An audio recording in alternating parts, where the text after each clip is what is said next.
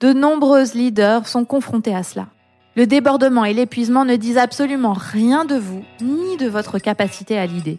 Cela fait juste état d'un cercle vicieux dans lequel vous êtes entré parce que vous n'aviez pas appris les outils pour l'éviter. Bienvenue à toutes les femmes ambitieuses. Vous écoutez l'épisode 124 et aujourd'hui je vous parle du cercle infernal, débordement, épuisement. Je m'appelle Jenny Chamas et je suis Master Coach certifiée. Femme ambitieuse est le premier podcast sur le leadership en France. Ici, j'aide les femmes à dépasser les obstacles pour réaliser leurs rêves et devenir de meilleurs leaders. Pour me soutenir dans cette mission, abonnez-vous au podcast et laissez un avis 5 étoiles sur la plateforme de votre choix. 1000 merci. Bonjour à toutes. Il est grand temps que je vous parle du cercle vicieux qui se joue chez de trop nombreuses leaders. Le fameux débordement-épuisement. Il est la cause de tellement de burn-out, particulièrement chez les femmes. Et je le sais de source sûre car une grande partie de mes clientes sont passées par un burn-out à un moment de leur carrière. Et au tout début de ma carrière, c'est aussi ce qui m'est arrivé. Dans cet épisode de podcast, je décortique avec vous comment nous en arrivons au cercle vicieux débordement-épuisement pour bien en comprendre les enjeux et ce que vous pouvez faire pour l'éviter. Et je vous donne quelques pistes pour en sortir. Qu'est-ce que le débordement ? Cela commence par des pensées de ce type. Je ne vais pas y arriver. J'ai trop de choses à faire. Ça ne rentre pas dans mon planning. Dans la réalité, cela se traduit par des semaines de travail remplies, sans aucun espace de respiration. Des réunions à la chaîne que vous ne maîtrisez même pas parce qu'elles s'inscrivent dans votre agenda sans que vous les ayez même provoquées. Des sollicitations de toutes parts de vos équipes, un très grand nombre de priorités à gérer en même temps, beaucoup de gens à satisfaire, des centaines de mails auxquels il faudrait répondre à tout instant. Vous avez le sentiment que la survie de votre équipe, de votre service, de votre entreprise repose uniquement sur vos épaules. Vous avez le sentiment que si vous lâchez, une catastrophe va se produire. Alors, vous continuez à ajouter des choses sur votre agenda et à accepter les sollicitations. Tout cela vous empêche d'avoir des plages de travail de réflexion et de prise de recul. Sans parler du fait que le repos ne fait pas partie de votre vocabulaire. Vous travaillez tôt le matin, tard le soir, le week-end, et même quand vous ne travaillez pas, vous travaillez quand même dans votre esprit. Alors vous avancez, la tête dans le guidon, avec l'angoisse de ne pas y arriver et la peur que cette situation ne prenne jamais fin. Vous vous sentez complètement débordé et vous ne savez pas comment vous allez faire pour continuer. Je passe la description de la probable deuxième journée qui se joue quand vous rentrez à la maison avec votre famille et qui contribue à renforcer ce sentiment de débordement. L'épuisement, quant à lui, est l'intense fatigue physique et émotionnelle que vous ressentez quand le débordement s'installe et dure. Vous n'avez plus d'énergie, cela devient difficile de vous lever le matin et le soir, quand vous vous couchez épuisé, vous avez du mal à vous endormir ou vous vous réveillez en pleine nuit avec un shot d'adrénaline et votre to-do list interminable qui tourne en boucle dans votre esprit.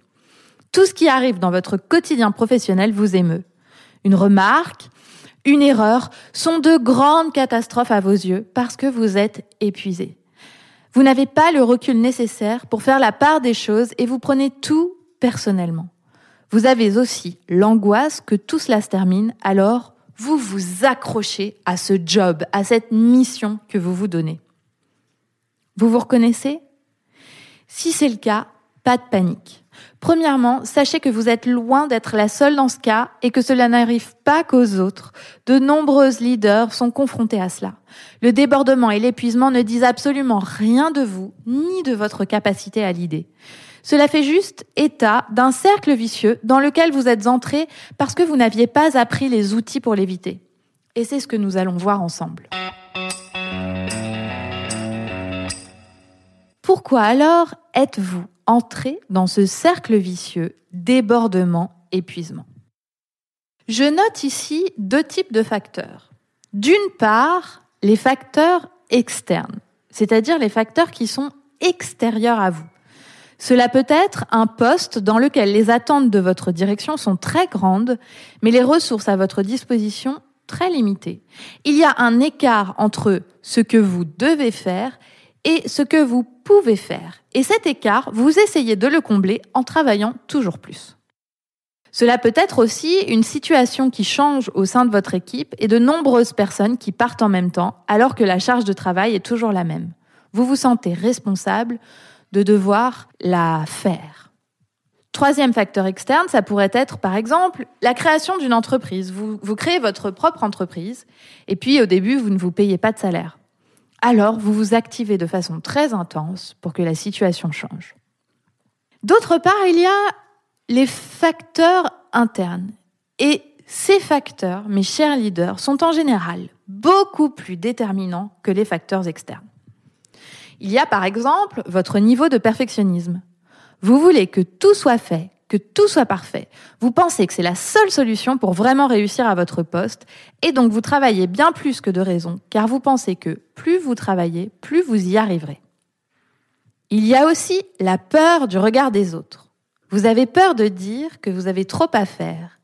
Vous avez peur de dire non à une réunion ou un projet car vous craignez qu'on pense que vous n'êtes pas capable ou que vous n'avez pas l'esprit d'équipe ou encore que vous manquez d'ambition. Alors, vous vous taisez et vous dites oui à tout, même à ce que vous ne pouvez pas humainement intégrer à votre agenda.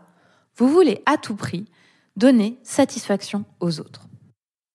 Parmi les facteurs internes, il y a votre besoin de contrôle. Être sur tous les fronts vous permet de croire que vous avez le contrôle de la situation. C'est plus rassurant pour vous que de déléguer. Il y a par exemple aussi, comme facteur interne, la peur de l'échec. Vous avez le sentiment que si vous ne faites pas tout cela, vous courez à l'échec. Vous pensez que vous n'obtiendrez pas les résultats escomptés, la promotion que vous désirez, la reconnaissance attendue. Vous ne voyez sincèrement pas d'autre option que de faire tout ce qu'il y a marqué sur votre agenda et de travailler toujours et encore plus. Donc vous continuez. Et enfin, il y a votre sens aigu des responsabilités et de l'engagement. Et je vois cela chez beaucoup de femmes leaders. C'est comme si la boîte reposait sur vous, même quand vous êtes dans un grand groupe. Vous vous sentez responsable de tout, de vos résultats, mais aussi de ceux des autres. Vous êtes tellement passionné et engagé que vous voulez tout donner sans vous rendre compte que cela se passe à votre propre détriment. Tous les facteurs que je viens de vous exposer sont à l'origine du débordement, qui, plus il se répète et plus il se prolonge, vous épuise. Et plus vous êtes épuisé, plus vous vous laissez déborder, car au bout d'un moment, vous devenez moins efficace et moins clairvoyante. Et le cercle vicieux se répète. Et il est nécessaire d'y mettre un terme. Parce que si vous ne le faites pas, un jour, c'est votre corps qui va dire stop et refuser de se lever. Croyez-moi, vous ne voulez pas en arriver là. Je souhaite partager avec vous quelques pistes pour ne pas entrer dans ce cercle et si vous y êtes, pour l'arrêter et pour en sortir. Je précise ici que si vous êtes déjà en situation de burn-out, que si vous n'êtes pas en mesure de fonctionner normalement en ce moment, je vous suggère de consulter un spécialiste de la question, c'est-à-dire un psychothérapeute ou un psychiatre. C'est la première étape pour vous relever.